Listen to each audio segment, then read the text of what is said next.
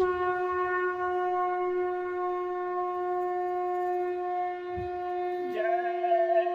गुरुदेव। जय गुरुदेव।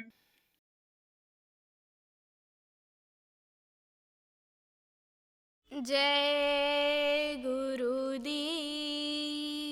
जय गुरुदेव।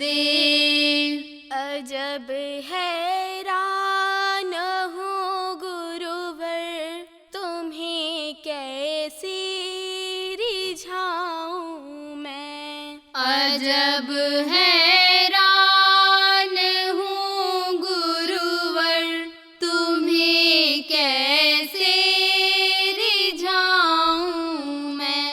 कोई वस्तु नहीं ऐसी जिसे सेवा मिलाऊं मैं। कोई वस्तु नहीं ऐसी जिसे सेवा मिलाऊं मैं। तुम ही तो मूर्ति में भी, तुम ही व्यापक हो फूलों में। तुम ही तो मूर्ति में भी, तुम ही व्यापक हो फूलों में। भला भगवान को भगवान पर कैसे चढ़ाऊं मैं। भला भगवान को भगवान पर कैसे चढ़ाऊं मैं।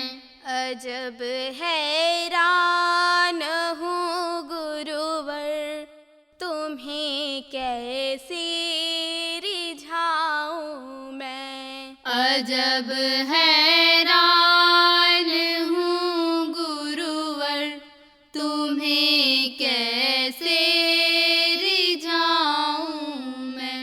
लगाना भोग कुछ तुमको, तो बस अपमान करना है।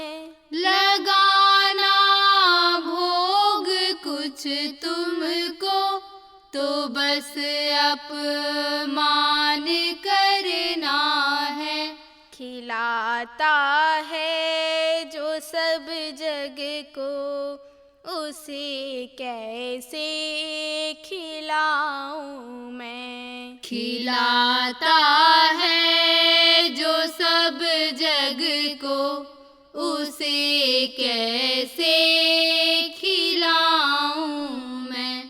अजब हैरान हूँ गुरुवर, तुम्हें कैसे रिझाऊं मैं। अजब हैरान हूँ गुरुवर, तुम्हें कैसे रिझाऊं मैं। तुम्हारी ज्योति से रोशन है सूरज चांद और तारे। तुम्हारी ज्योति से रोशन है सूरज चांद और तारे।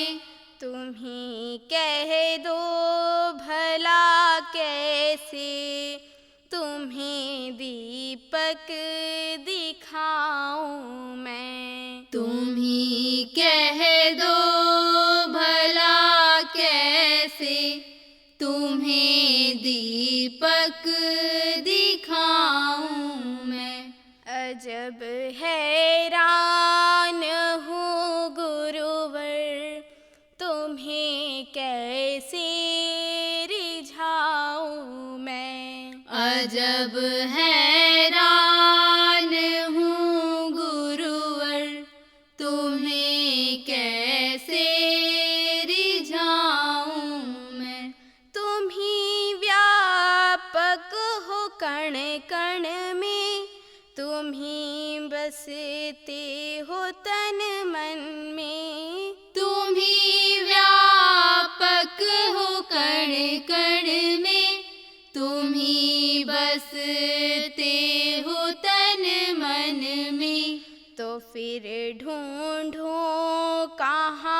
तुमको, कहाँ मस्तक झुकाऊं मैं। तो फिर ढूंढूं कहाँ तुमको, कहाँ मस्तक झुकाऊं मैं। अजब हैरान हूँ गुरुवर, तुम्हें कैसे रिझाऊं मैं। अजब हैरान हूँ गुरुवर, तुम्हें कैसे रिझाऊं मैं। जय गुरुदेव, जय गुरुदेव।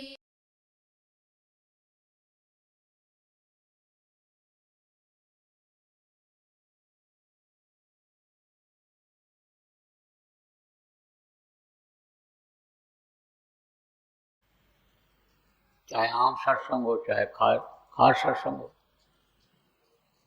चाहे सीने बसीने सत्संग हो, सब लाभकारी होता है, फलदायी होता है। आपको पिछले सत्संगों में बताया गया कि आम सत्संग क्या होता है, खास क्या होता है, और बड़ा सत्संग दीर्घ जिसको कहते हैं लंबे समय तक चलता है, और लघु सत्संग क्या होता है, थोड़ी देर सुनाया जाता है, कम समय में खत्म हो जाता है। तो सत्संग सब फायदेमंद होता है, क्योंकि सत्संग में हर बातें आ जाती हैं, और सत्संग जब समझ में आ जाता है तभी इस भव सागर से आदमी उबर पाता है, डूबने से बच पाता है। यह अथाह का था कोटिन कर उपाय, और सत्संग बिन बूझे नहीं व्याधि प्रभाव। आप ये समझो कि यह अथाह के था, यह अथाह है, यहाँ कोई था है ही नहीं, आज तक कोई था लगा ही नहीं पाया। किस चीज की था? इच्छा की, तृष्णा की, मन के दौड़ की, आज तक कोई भी इसका था नहीं लगा पाया। मोटे तौर से समझो आप प्रेमियों कि जैसे भोजन आपने खा लिया तो भोजन से इच्छा भर जाती है, उस समय नहीं खा सकते हो, लेकिन सुबह होते ही, सुबह खाया तो शाम होते ही फिर भूख लग जाती है, फिर वही काम करना पड़ता है।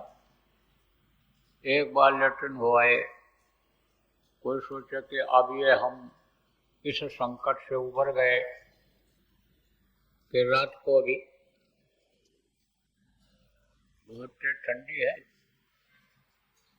और रात को लेटरिन महसूस हो जाए, बारिश तेज हो रही है और महसूस हो जाए आदमी को रात में,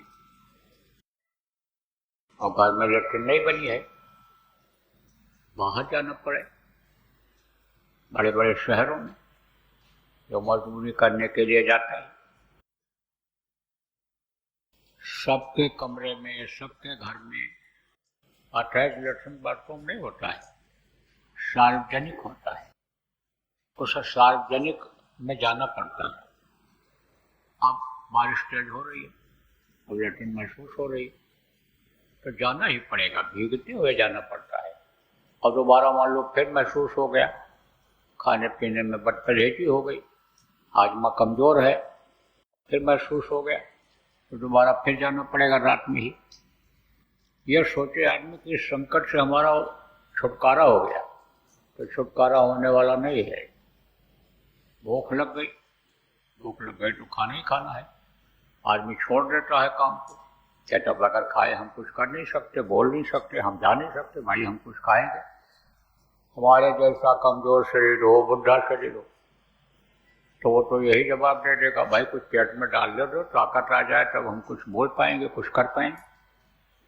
तो आदमी अगर ये सोचे कि बस अब एक बार ये काम कर दिया इससे छुटकारा मिल जाएगा, तो छुटकारा नहीं मिलता है। समुद्र में जब यात्रा करते हैं लोग तो समुद्र का कहीं था मिलता है? था ही नहीं मिलता है। अथाह नीचे जाते हैं, बहुत गहराई में चले गए, लेकिन तो भी पानी ही पानी मिलता है। ऐसे ही अथाह है यह संसार। क्या है? यह अथाह है।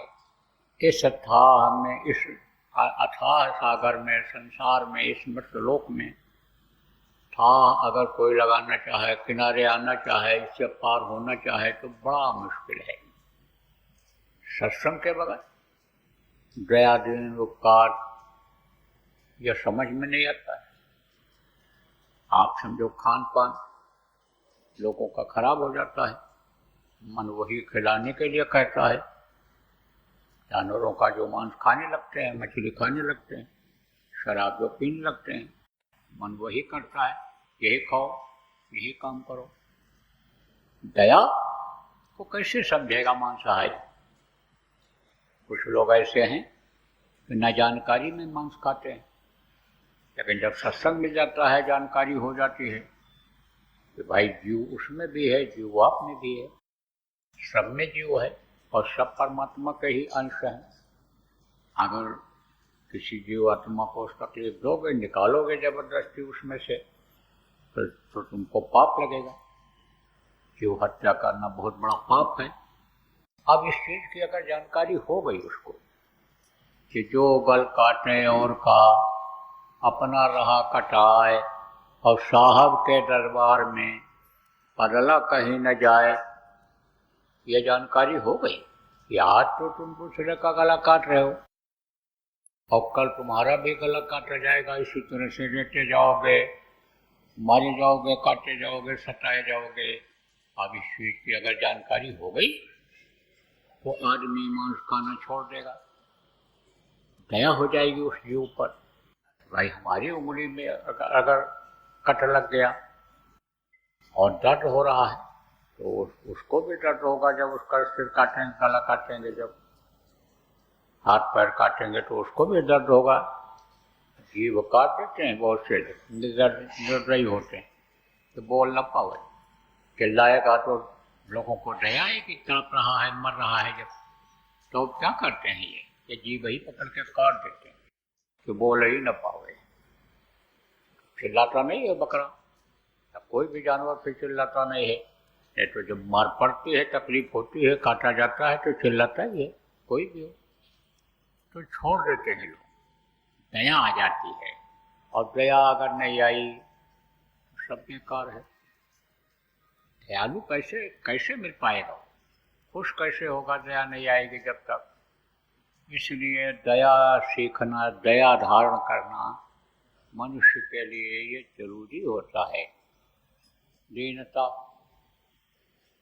दीनता जब आती है, छोटापन आता है। छोटापन किसको आता है? जब उसका अहंकार खत्म होता है। क्योंकि अहंकार जब तक रहता है आदमी छोटा नहीं रह सकता है। कितना भी समझाया जाता है अहंकारी आदमी को, लेकिन उनके समझ में आता है तो किसी को नहीं समझता है। तो कहता हम बहुत बलवान हैं, हम तो 2 आदमियों को अपनी कांख में दबा लेंगे। लेकिन वो इस चीज को भूल जाता है कि बल ऐसे बलवान गए कि करे कस्तरी तो संद लुकाना। रावण इतना बलवान था, बड़े बड़े वीर उसके सामने ठहरते नहीं थे। देवता लोग भी हट जाते थे कि कहीं हमारे ऊपर नया हमला कर दे। इतना बलवान था। उसको यानी समझो बड़ी एक राजा हुए जो अपने कांख में दबाए रहे, लेकिन रह पाए वो। मनुष्य शरीर में थे, चले गए इस दुनिया संसार से, उनको भी जाना पड़ा। तो इस चीज को आदमी भूल करके इस शरीर पर अहंकार करने लगता है। यह जहिया पर गर्व न कीजिए, 4 श्वान के दिखाई हैं, जा दिन मन पक्षी उड़ गए हैं। पक्षी किसको कहा गया? जीवात्मा को कहा गया। जीवात्मा जिस दिन निकल जाएगी, आप ये समझो उस दिन ये पिंजरा खाली हो जाएगा। कि जीवात्मा ही बुलवाती है, जीवात्मा ही सब कुछ कराती है, हाथ पैर आँख कान से जीवात्मा ही चलाती है, श्रवण शक्ति जीवात्मा ही देती है, नैनों से देखने का, आँखों से देखने की ताकत जीवात्मा से ही मिलता है, सारे अंग जीवात्मा से ही चलते हैं। तो जब जीवात्मा निकल जाएगी तब इस पिंजरे की कोई कीमत रह जाएगी? पिंजरा पड़ा रह जाएगा, हारी होते हैं ये सब इसको खाएं। तो इसका कोई गर्व कहा गया, इस पर गर्व मत करिए। लेकिन वो अहंकार बल का आदमी को छोटा बनने देता, हम देख लेंगे, निपट लेंगे। धन का अहंकार आ जाता है आदमी को, कहता हम इनके सामने नहीं झुकेंगे, हम तो इनको मार ही डालेंगे, काट देंगे, देखा हो जाएगा जैसा भी होगा, पैसा है हमारे पास, मुकदमा लड़ लेंगे, सेटिंग कर लेंगे, छूट जाए। अहंकार उसको रहता है जिसको, उसके अंदर दीनता नहीं आती है। दीनता जब नहीं आती है तो दीन बंधु जिनको कहा गया, गरीब परिवार जिनको कहा गया, उनसे दूरी बढ़ जाती है। वह है कहाँ पर कहा गया? इसी मनुष्य शरीर के अंदर में है, इसी में है। घट घट मेरा साइया सुनी सेज न कोई, बलिहारी हुआ घटका जा घट पर, इसी में है। लेकिन इसमें रहते हुए भी आदमी का जो ये अहंकार है वो उनसे दूर किए हुए रहता है, वो दिखाई नहीं पड़ते, मिलते नहीं हैं। तो जब सृजनहार को ही यानी भूल जाएंगे, जब सृजनहार ही जब नहीं यानी याद रहेगा तो आदमी कैसे सुखी रह सकता है? इसलिए न शरीर से सुखी रहता है, न मन से सुखी रहता है, न धन में उसको सुख मिलता है। वो तो इधर उधर भगता रहता है मृग तृष्णा की तरह से, जैसे मृगा पानी की तलाश में, प्यास जब उसको लगती है पानी के तलाश में, यानी भगता ही रहता है। कहाँ भगता रहता है? माया की छाया में। आप ये समझो ऐसा बना दिया सिस्टम कि बालू में चमक आ गई, अब बालू ही बालू है। और बालू को दूर से अगर देखो तो मालूम पड़ता है आगे पानी भरा हुआ, और वो देखता है ऐसे चला जाता है, आगे पानी मिलेगा, आगे पानी मिलेगा। ये भ्रम और भूल है। माया ने क्या फैला दिया? भ्रम और भूल, और उसमें भक्ता चला जाता है और उसी में अपनी जान दे देता है। तो आप समझो प्रेमियों कि दया दीन उपकार परोपकार ये परमात्मा में बात यानी साधक है, बाधा नहीं डालता है, साधक है। उपकार किसका किया जाता है? जो समझो कि निराश हो जाता है, असहाय हो जाता है, यानी उसकी मदद जब की जाती है। कि जैसे किसी को भूख लगी है, अब वो बहुत कोशिश कर रहा है, अब भूख उसकी नहीं मिट रही है, और आप देख रहे हो बेचारा तड़प रहा है, पानी से तड़प रहा है, तो पानी आपने पिला दिया क्योंकि वो असहाय है, उठ बैठ मान लो नहीं सकता, चल फिर नहीं सकता है, बहुत कुआं है नज़दीक में, बहुत वहाँ वाटर सप्लाई का पानी गिर रहा है, लेकिन चल नहीं सकता है, निराश है।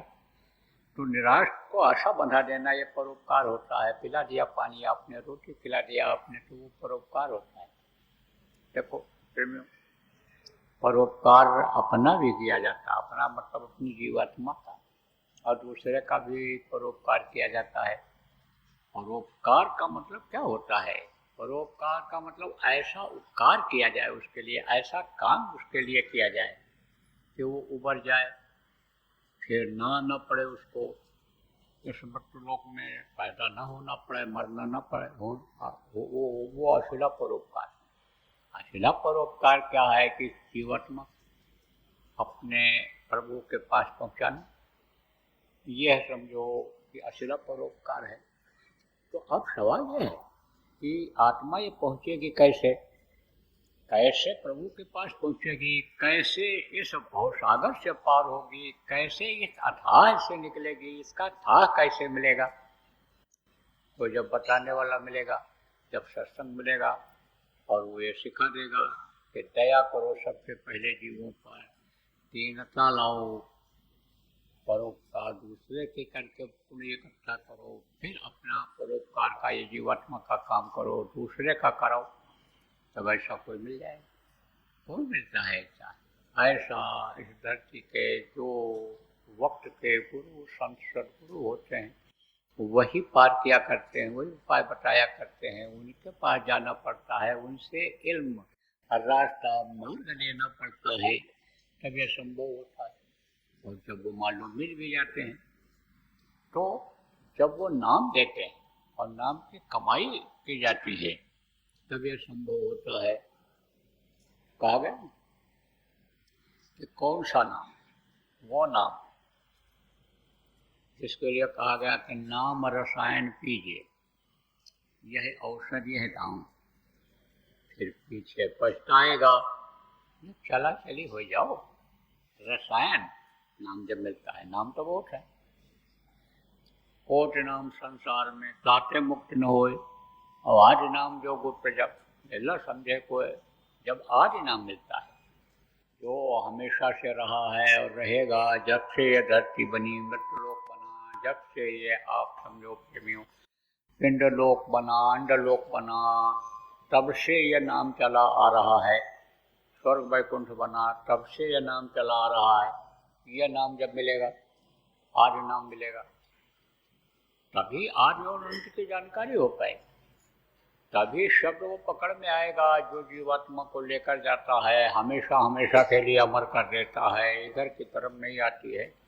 तो वो कौन सा, वो नाम क्या कहलाता है? आज नाम, निर्वायक नाम। वो नाम को कहा गया ये रसायन है। रसायन किसको कहते हैं? जैसे कई दवाएं कूट पीस करके बनाई जाती, समय लगता है घोट घाट में, उसमें वो रसायन तैयार होता है।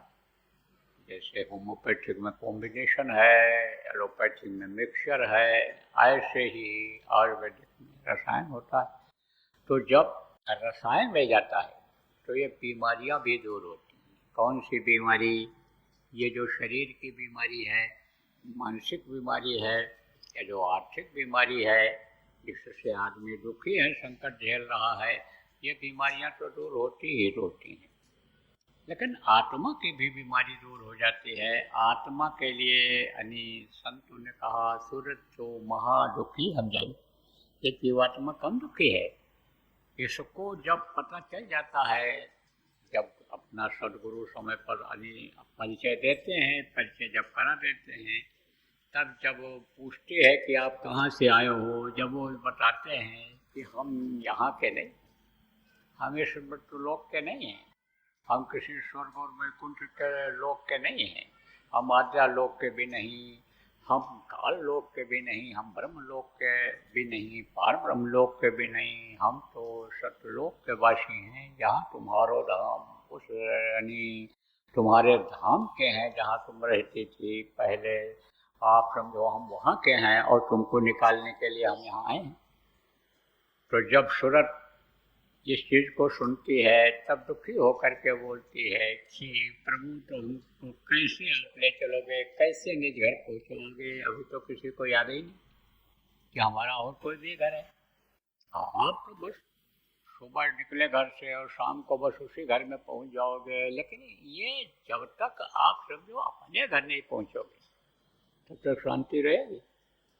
कोई घर से शांतिपूर्वक निकला, दफ्तर में गया, दुकान पर गया, रास्ते में कोई आप समझो कोई बातें कहनी हो गई, कोई लड़ाई झगड़ा हो गया, कोई टेंशन हो गया, इस समय कब क्या हो जाए कुछ कहा जा सकता है। तो समझो कि कहाँ शांति मिली। घर में पहुंचता है आदमी काम करके, देखा बीमारी, लड़ाई झगड़ा, ये वो समस्याओं से घिर जाता है, कहाँ से शांति मिलती है? शांति नाम की चीज़ ही नहीं रह गई। तो कहती है सूरत की हम आपको शांति कैसे मिलेगी, आप बताओ, हमको ले चलो। तब इसको याद आता है। जब याद आने लग जाता है, फिक्र हो जाती है इस बात की कि सूरत तो वहाँ कहते महा दुखी हम जानी। जब आप कहते हैं हम दुखी है, हमारा दुख दूर कैसे होगा, निवारण कैसे होगा? तब वो नाम की डोर को पकड़ा देते हैं। यही नाम जो रसायन का काम करता है, ये बाहर के भी दुख तकलीफ को दूर करता है और आत्मा का भी कल्याण कर दिया करता है। तो इसी को पकड़ा देते हैं। जो प्रेमियों, आप बहुत से लोगों को मिल गया, लेकिन नाम की कमाई करनी पड़ती है। आप ये समझो जैसे मान लो भोजन का सामान आपको मिल गया और भोजन आप बनाना नहीं जानते हो, अगर तो भूखे रह जाओ। ऐसे ही नाम तो मिल गया, लेकिन सुमिरन आप नहीं सीख पाए, ध्यान नहीं सीख पाए, भजन नहीं सीख पाए, तो उसका लाभ नहीं मिलेगा। अब कोई आलस्य करे, सीख भी जाए बनाना, लेकिन आलस्य करे कि हम नहीं बनाएंगे तो भूखा रह जाएगा कि नहीं रह जाएगा। आलस्य त्यागना पड़ता है कि भाई लाओ हम 2 रोटी सेक लें और खा लें, पानी पी लें तो आराम से सोएंगे, नहीं भूख में वजन भी नहीं, भूख में कोई काम नहीं हो पाएगा, नींद भी नहीं आएगी। ऐसे ही मान लो आप सीख भी गए, लेकिन आलस्य किया आपने किया नहीं, तो कैसे जीवात्मा सुखी होगी, उसका पेट कहाँ से भरेगा। इसलिए जिनको नहीं मालूम है सुमिरन करना, आप सीख लो। यहाँ जो लोग रोज बैठते हैं उनसे पूछ लो, जो लोग सेवा में आए हो, आपके साथ में जो लोग आए हैं सुमिरन ध्यान भजन बराबर करते हैं, उनसे आप पूछ लो, समझ लो। 1 से पूछ लो, 2 से पूछ लो, 3 से पूछ लो, आप समझ लो। और जिनको नहीं आता है वो लोग सीख लो, और जिनको नामदान नहीं मिला है कल मिल जाएगा। गुरु महाराज कह रही मौसम ठीक रहा तो कल मिल जाएगा, कल और भी लोग आएंगे नए लोग, तो उनको दे दिया जाए। तो नाम जिनको मिल गया, नाम को जगाओ, नाम की कमाई करो, तो नाम में रस है, नाम में आनंद है, और नाम से ही नामी मिलता है, नाम से ही प्रभु मिलता है। वो नाम ये नाम एक ऐसी चीज है कि जो डोर है, एक सूरत डोर जिसको कहा गया, एक शब्द की डोर है। नाम जब छूट जाता है, नाम की कमाई छूट जाती है, जब सुमरन छूट जाता है, ध्यान छूट जाता है, भजन छूट जाता है, तो ना हम उसको देख पाते हैं, ना हम उसको सुन पाते हैं, ना उसकी महिमा को समझ पाते हैं। इसलिए छोड़ना तो चाहिए नहीं, लगे रहना चाहिए।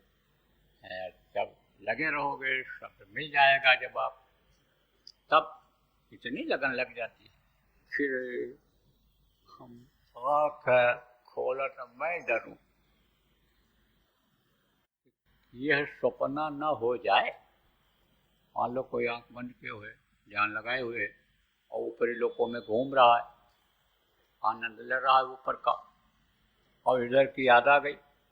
निचले लोकों में आने पर याद आ जाती है, ज़्यादा ऊपर लोक में चले जाओ तब याद नहीं आती, बिल्कुल भूल जाता है।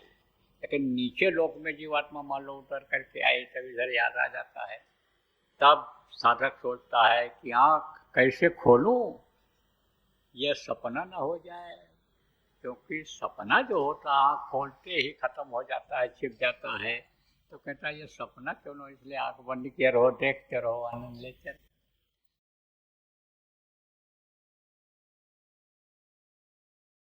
योजना जो भी बनाए हो इसको लागू करो, इसको बढ़ाओ, और एक धार्मिक वातावरण तैयार कर दो, आध्यात्मिक वातावरण तैयार कर दो, शाकाहारी नशामुक्त बना दो लोगों को, आप समझो चरित्रवान लोगों को बना दो।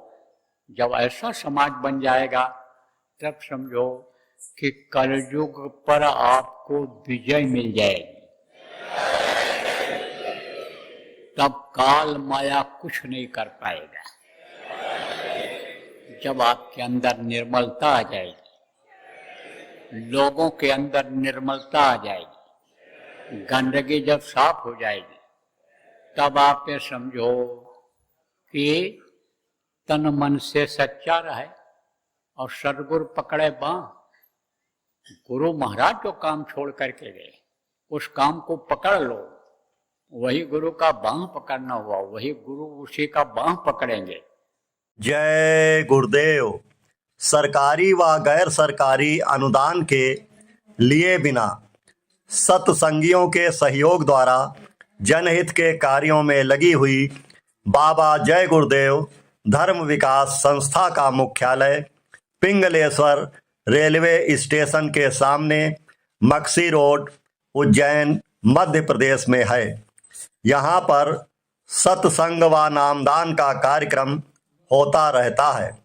अतः आप श्रोताओं से अनुरोध है कि बाबा उमाकांत जी महाराज के आश्रम उज्जैन एक बार परिवार सहित जरूर पधारिएगा।